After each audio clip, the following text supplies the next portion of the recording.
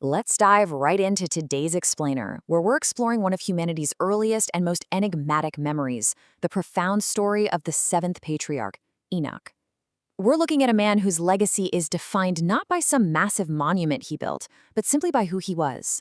He steps into the primeval history of Genesis, almost like this sudden, brilliant shaft of light piercing through an increasingly darkening human landscape. Enoch walked with God, and he was not, for God took him. Just let the absolute mystery of that text wash over you for a second. This single sentence has literally occupied the attention of biblical readers and theologians for millennia. It's one of those statements where the sheer brevity of the words is in complete inverse proportion to the absolute enormity of what they imply. To really grasp just how shocking this sentence is, we have to look at the surrounding context. Genesis chapter 5 is essentially a chapter about dying. It's this relentless, dark drumbeat of mortality.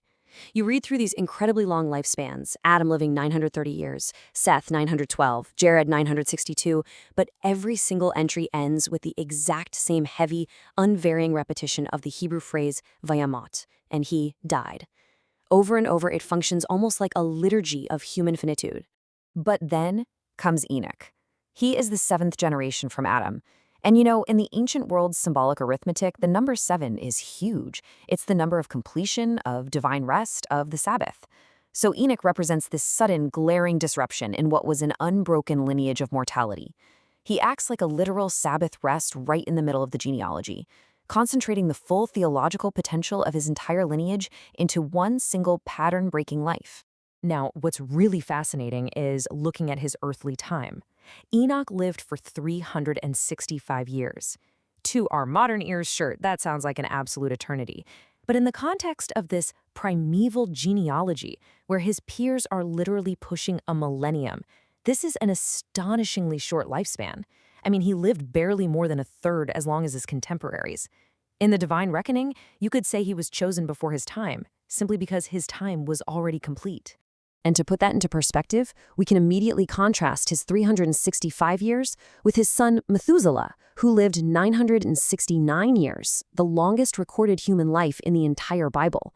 So, the absolute shortest life in the genealogy is followed directly by the longest. It brilliantly illustrates that spiritual intimacy does not equal earthly longevity. A long life isn't necessarily an indicator of divine favor, and a remarkably brief one isn't a sign of punishment. Genesis also notes, very quietly, that Enoch's extraordinary walk with God began, or at least is recorded as beginning, right after he fathered Methuselah. The birth of his son was the actual catalyst. It just goes to show how parenthood can be a profound theological intensifier, right? Where the sheer fragility of bringing new life into the world becomes a mirror for our own ultimate dependence on God. Enoch's walk was a deeply human, deeply relational response to becoming a father in a darkening world. So the absolutely crucial point here is the Hebrew word used to describe his life. Hithalek. This word doesn't describe some fleeting mystical moment or an isolated heroic act. It implies a reflexive, continuous movement. It's a rhythmic, sustained, daily life pattern of companionship. It implies pace, direction, and daily continuity. His earthly steps and his spirit were moving in the exact same direction. It is, at its core, the language of companionship. This puts Enoch in a stark, almost blinding contrast to the surrounding world. You have the line of Cain, who were busy seeking permanence by building cities and forging monuments, this really loud, noisy attempt to build against mortality. But Enoch, who ironically shares the exact same name as the first city built by Cain, sought permanence purely through divine presence. One line multiplies genius and corruption, while the other transcends mortality entirely through relationship. But don't make the mistake of thinking this companionship was just passive withdrawal, like he was hiding away in a cave somewhere. The New Testament letter of Jude reveals Enoch as a fierce, vocal prophet. He saw the world's deepening corruption and prophesied the coming judgment of the flood.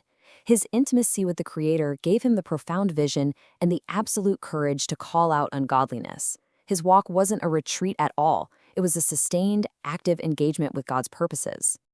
And all of this builds up to an incredible theological mystery.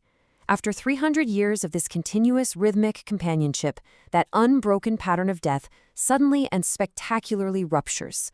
The relentless drumbeat of, "and he died," simply stops. The text deliberately refuses to use that word, v'yamat, and he died.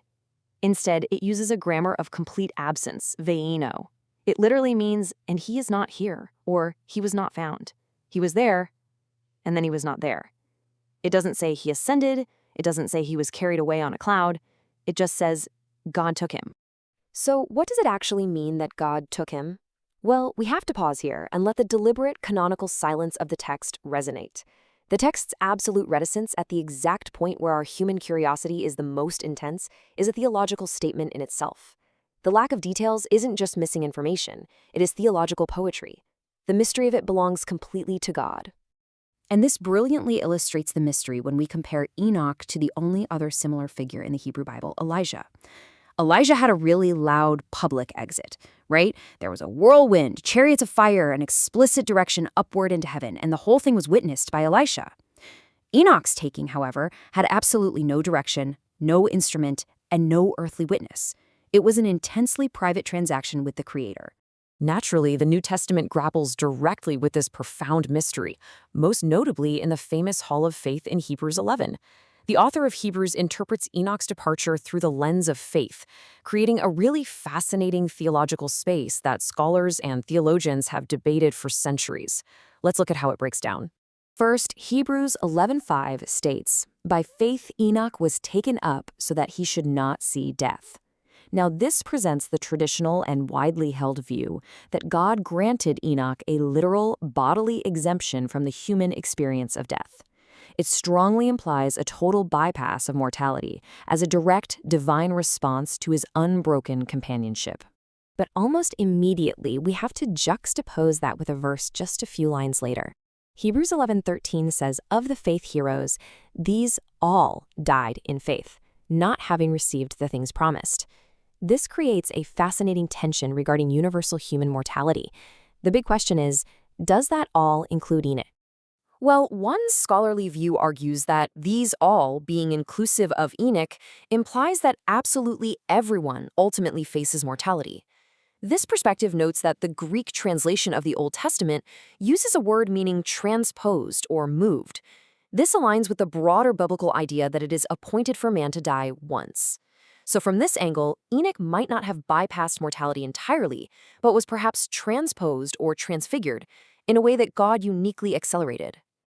On the flip side, the strongest defenses for the bodily translation view maintain that the phrase "should not see death" is a crystal clear purpose clause. When you couple that with the parallel to Elijah and the very deliberate, glaring omission of "and he died" back in Genesis, the argument for physical translation is highly compelling. Ultimately, as an explainer of the text, we have to impartially recognize that the Bible refuses to definitively settle the debate, leaving the exact mechanics completely in God's hands.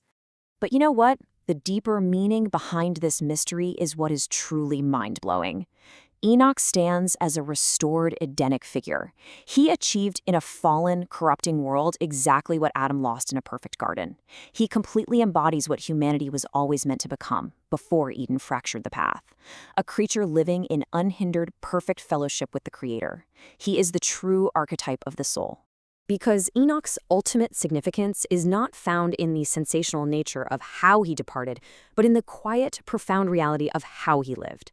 He took the ordinary movement of existence, the daily, rhythmic, mundane stepping through life, and turned it into a sanctuary of fellowship. His greatness wasn't in building monuments. It was an inward alignment where his steps and his spirit moved together. His life was totally aligned with God. We live in an age that is totally obsessed with visibility, with productivity, and with leaving behind a massive legacy of things we've built. But Enoch? He leaves no city, no empire, no grand invention. He simply leaves a walk. So it begs the question, what if our highest calling isn't what we can make, but simply to become a sacred companion?